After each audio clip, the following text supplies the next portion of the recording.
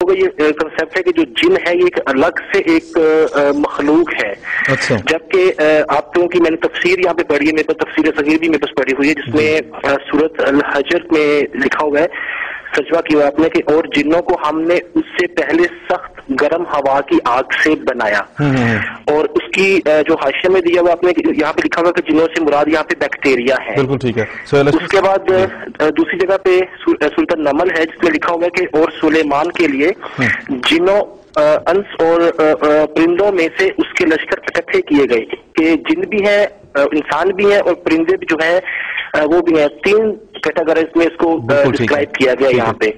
اور میں اس پر میں جاننا چاہ رہا ہوں کہ بیسیکلی کہ جو جن ہے آپ یہ یہاں پہ جو سہیل نسیم صاحب ہے وہ یہ فرماتے ہیں یہاں پہ جی کہ جو جن ہے وہ کوئی مخلوق الگ سے نہیں ہے، بلکہ ہماری جماعت یہ کہتی ہے جی کہ یہ جو مختلف جو گروہ ہیں بڑے بڑے سردار ہیں ان کو مخاطب کیا گیا ہے.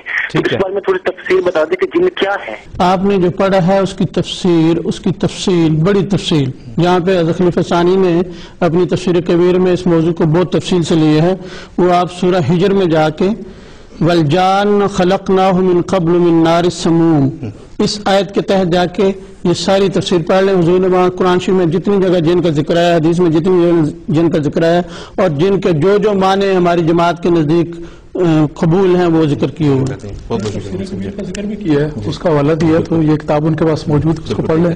ٹھیک ہے، اس کو بھی پڑھ لیں، لیکن دوبارہ بھی ہم سے رابطہ کرنا چاہیں جی تو ضرور آپ ہم سے رابطہ کر سکتے ہیں.